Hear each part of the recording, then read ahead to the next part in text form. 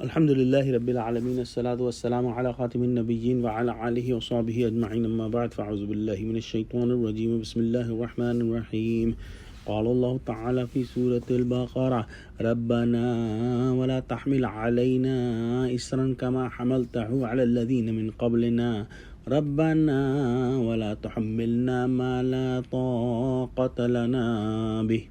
ترجمہ: اے پروردگار، ہم پر ایسا بوجھ نہ ڈالیو جیسا تو نے ہم سے پہلے لوگوں پر ڈالا تھا۔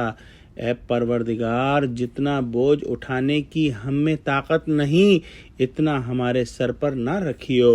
سورہ بقرہ کی آخری آیت جاری ہے جس کے اندر یہ ایک جامع ترین دعا اللہ سبحانہ وتعالی نے ہم کو عطا فرمائی ہے۔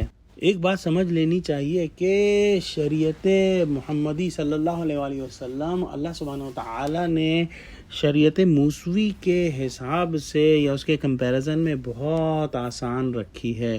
اللہ سبحانہ وتعالی نے ہم کو بہت ساری آسانیاں عطا فرمائی ہیں اور ان میں سے کچھ کا ذکر ہم یہاں پر کرتے ہیں کہ بنی اسرائیل کے لیے جو احکام تھے نہایت سخت احکام تھے۔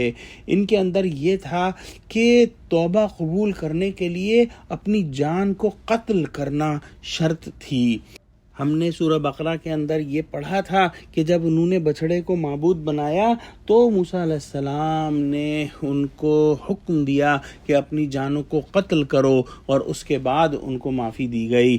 لیکن شریعت محمدی کے اندر اللہ سبحانہ وتعالی نے یہ آسانی فرمائی کہ کیسا ہی بڑا گناہ کیوں نہ ہو اللہ سبحانہ وتعالی جو ہے اپنے بندوں کو معاف فرما دیتا ہے۔ اس کے علاوہ زکوٰۃ جو ان پر تھی بنی اسرائیل پر، وہ چوتھائی مال اس میں سے نکالنا فرض تھا، جبکہ ہمارے لیے صرف 2.5% مال جو ہے اس پر زکوٰۃ جو ہے وہ اتنی دینی ہوتی ہے۔ اس کے علاوہ وہ لوگ کپڑے کو دھو کر پاک نہیں کر سکتے تھے، اس کے لیے جو نجاست جس جگہ پر کپڑے پہ لگی ہو اس کو کاٹ دینا پڑتا تھا، جبکہ شریعت محمدی صلی اللہ علیہ وسلم کے اندر اللہ سبحانہ وتعالی نے آسانی عطا فرمائی ہے کہ اگر نجاست کپڑے پر لگ جائے تو اس کو دھو لو اور وہ پاک ہو جاتا ہے۔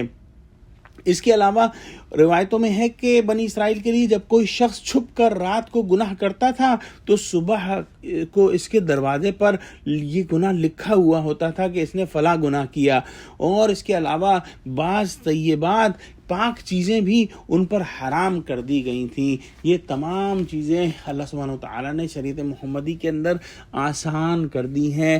ان تمام آسانیوں کے باوجود آج ہم کو دین کے احکام مشکل معلوم ہوتے ہیں، لیکن یہ ہماری کم علمی کا نتیجہ ہے، کیونکہ ہم کو پتہ نہیں کہ پچھلی امتوں کے اوپر کیا کیا مشکلیں گزریں، کیا کیا انہوں نے جو ہے مصائب کا سامنا کیا اور ان کی شریعت کے اندر کیا کیا سختیاں تھیں۔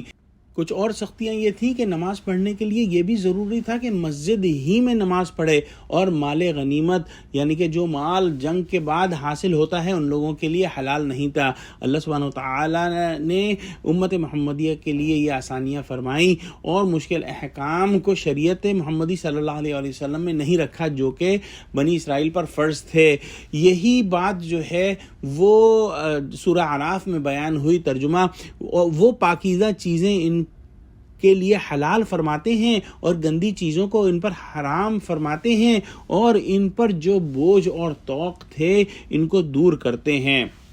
اس کے بعد اللہ سبحانہ وتعالی نے مزید دعا تلقین فرماتے ہوئے ارشاد فرمایا کہ ربنا ولا تحملنا ما لا طاقت لنا به، کہ اے ہمارے پروردگار ہم پر کوئی ایسا بار، ایسا بوجھ نہ ڈالیے جس کی اٹھانے کی ہم کو طاقت نہ ہو۔ اس سے تکالیف شرعیہ بھی مراد ہو سکتی ہیں اور مصائب تکوینیہ بھی مراد ہو سکتی ہیں، اور دونوں بھی مراد ہو سکتی ہیں۔ تو اللہ سبحانہ وتعالی سے ہم نے یہ دعا کرتے رہنا چاہیے کہ ہم پر وہی بوجھ ڈالے جو ہم اٹھا سکیں اور وہ بوجھ نہ ڈالے جو ہم نہ اٹھا سکیں۔ دعا کرتے ہیں کہ اللہ سبحانہ وتعالی ہم کو قرآن کا فہم عطا فرما، آمین۔ اللہ سبحانہ وتعالی ہم کو یہ آیتیں آخر کی 2 سورہ بقرہ کی یاد کرنے والا بنا اور ان کو روزانہ پڑھنے والا بنا، آمین۔ وآخر دعوانا الحمد للہ رب العالمین۔ السلام علیکم ورحمۃ اللہ وبرکاتہ۔